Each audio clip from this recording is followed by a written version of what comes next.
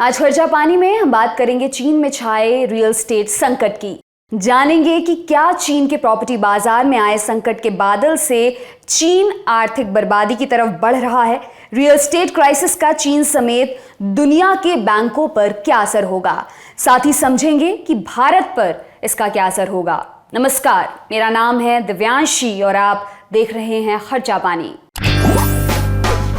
Brought to you by 5paisa.com. Investing made easy and rewarding. Download the app now. दुनिया पर कारोबार फैलाने का सपना पालने वाला चीन खुद अपने चंगुल में फंसता नजर आ रहा है। चीन में होम लोन लेने वाले लोगों ने अपना लोन चुकाने से इनकार कर दिया है। इस वजह से चीन में रियल एस्टेट का संकट लगातार गहराता जा रहा है।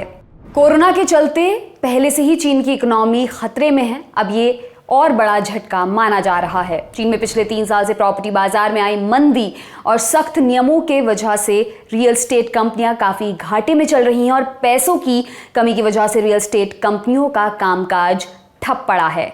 इस वजह से जिन लोगों ने अपने घरों की बुकिंग कराई थी उन्हें पोजेशन नहीं मिल पा रहा है। ऐसे में चीन के लोगों का कहना है कि बिल्डर पहले उन्हें घर दें तभी वो होम लोन की किश्त चुकाएंगे, नहीं तो एक पैसा बैंकों को नहीं चुकाएंगे। लोगों का कहना है आधे अधूरे प्रोजेक्ट्स के लिए अब वह ढीला भी नहीं देंगे। मीडिया रिपोर्ट्स के मुताबिक 18 जुलाई 2022 तक चीन के 80 शहरों से मिले आंकड़ों में कहा गया है कि घर खरीदने वाले चीन के लोगों ने लोन का भुगतान ना करने की बात कही है। इन शहरों में रियल एस्टेट कंपनियों के चलने वाले करीब 200 प्रोजेक्ट्स फंस गए हैं।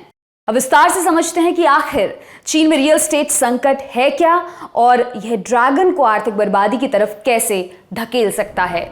दरअसल चीन ने कोरोना महामारी को रोकने के लिए सख्त पॉलिसीज अपनाई हैं, जिनका असर घरों की बिक्री पर पड़ा है और 1 साल पहले के मुकाबले घरों की बिक्री करीब 60% तक घट गई है। घरों की बिक्री घटने से पैसे की कमी के चलते चीन की रियल एस्टेट कंपनियों ने अपने प्रोजेक्ट्स को रोक दिया है। पूरे चीन में रियल एस्टेट कंपनियां हताश हैं। वे किसी तरह अपने फ्लैट्स या विला आदि को फटाफट बेचना चाहती हैं।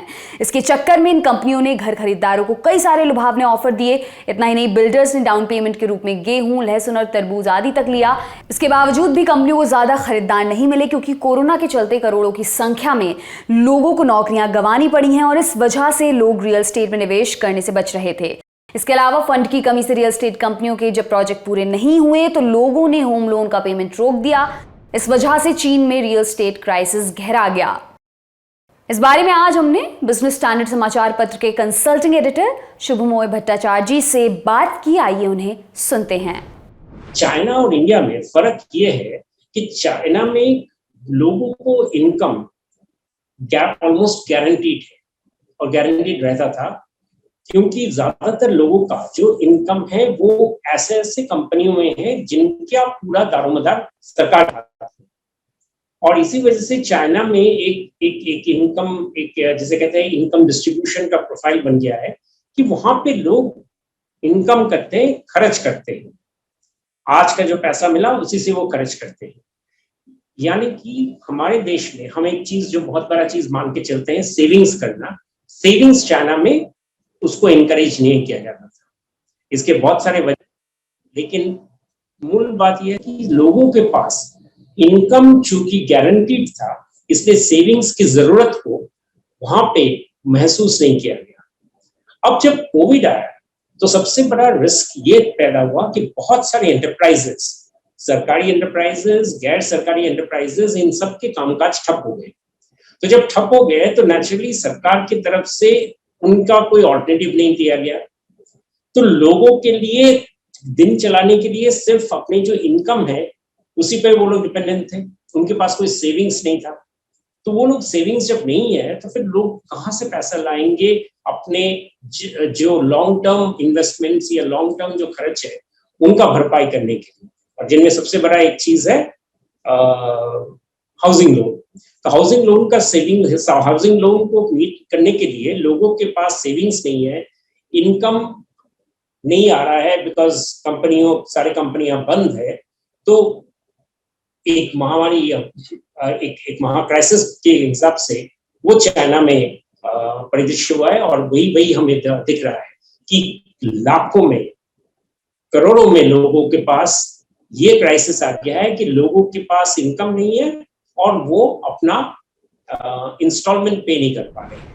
इस रियल एस्टेट क्राइसिस का सबसे शुरुआती शिकार बना चीन का real estate group Evergrande. Evergrande group से शुरू हुए संकट ने इतना विकराल रूप धारण कर लिया कि इसके चपेट में बड़ी बड़ी रियल एस्टेट कंपनियां आ गईं।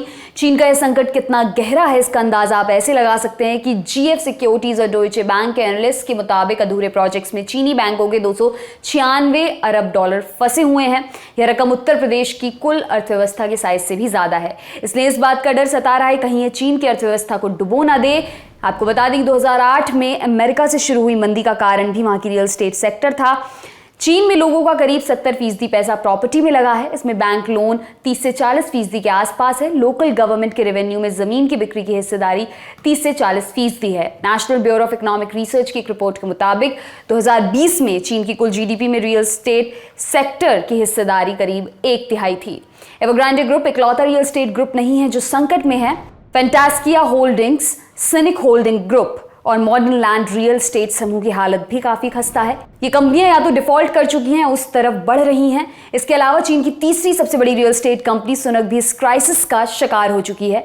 वहीं बायर्स के हाथ पीछे खींचने की वजह से चीन के बैंकों के शेयरों में भारी गिरावट देखने को मिल रही है। एवरग्रैंड के 1300 प्रोजेक्ट्स हैं जो चीन के 250 शहरों में फैले हुए हैं। कंपनी की कुल संपत्ति 2 ट्रिलियन युआन है।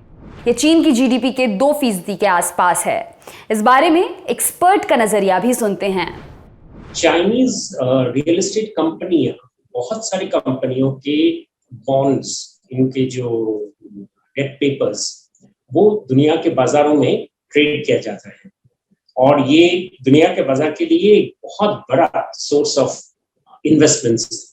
और चूंकि चाइना का इकोनॉमिक स्ट्रक्चर, जैसे हमने डिस्कस किया, कुछ ऐसा था कि यहाँ पे डिफॉल्ट होने का कोई गुंजाइश नहीं माना जाता था, इसलिए ये पेपर्स को एब्सोल्यूट बहुत high risk, high income low risk papers माना जाता था। अभी ये सारे पेपर्स एक के बाद एक कंपनियां जब ये बता रहे हैं कि हमारे पास लोगों के पेमेंट नहीं आ रहे हैं, तो कंपनियों के जो बॉन्ड्स हैं वो दुनिया के बाजार में सामने आ रहे हैं एज सब प्राइम।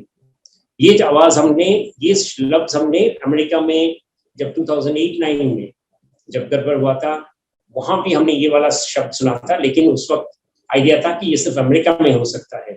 लेकिन अभी ये इंडिया में, ये चाइना में हो रहा है। और चाइना में इसलिए हो रहा है क्योंकि चाइना में वही चीज कि प्रॉपर्टी मार्केट में जिस बेसिस पे ये सारे डेट पेपर्स अंतर्राष्ट्रीय बाजारों में फैले हुए हैं, इन सब के इनकम का जरिया बंद हुआ है।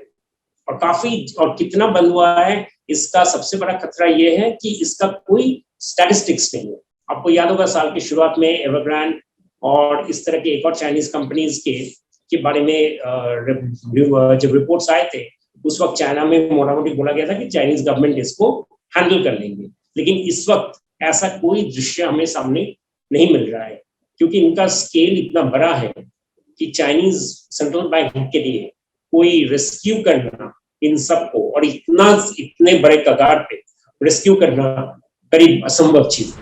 अब समझते हैं कि क्या चीन में आया रियल एस्टेट संकट भारत समेत दुनिया के लिए खतरे की घंटी है। जानकारों का कहना है कि अमेरिका में 2007-2008 के सबप्राइम संकट की तरह चीन का रियल एस्टेट क्राइसिस भी फैल सकता है और लेहमन ब्रदर्स की तर्ज पर चीन के कुछ बड़े बैंक इसकी चपेट में आ सकते हैं। ऐसा इसलिए क्योंकि एवरग्रैंड के ग्राहकों की संख्या 15 लाख है, यानी 15 लाख लोगों ने इस कंपनी से घर खरीदे हैं। मीडिया रिपोर्ट्स के मुताबिक कंपनी के करीब 100 से ज्यादा प्रोजेक्ट्स के खरीदारों ने भुगतान बंद कर दिया है और अपना पैसा वापस मांग रहे हैं। कंपनी पर 300 अरब डॉलर से ज्यादा की देनदारी और कंपनी ने जिन बॉन्ड्स के बदले कर्ज लिया था उन पर डिफॉल्ट करना शुरू कर दिया है। इसी तरह से दूसरी रियल एस्टेट कंपनियों ने अपने बॉन्ड के जरिए दुनिया भर के कई देशों से पैसा जुटाया है। ऐसे में अगर ये कंपनियां भी डिफॉल्ट करना शुरू कर देंगी तो चीन का रियल एस्टेट क्राइसिस और गहरा जाएगा। जानकारों का कहना है कि भारत पर इसका सीधा असर नहीं होगा, क्योंकि भारत के निवेशकों ने चीनी रियल एस्टेट बॉन्ड में पैसा नहीं लगाया है। हालांकि अगर इसका असर दुनिया के शेयर बाजार और फाइनेंशियल मार्केट्स पर गहरा है तो इसका असर भारत पर भी देखने को मिल सकता है। इस बारे में सुनते हैं एक्सपर्ट्स की क्या राय है।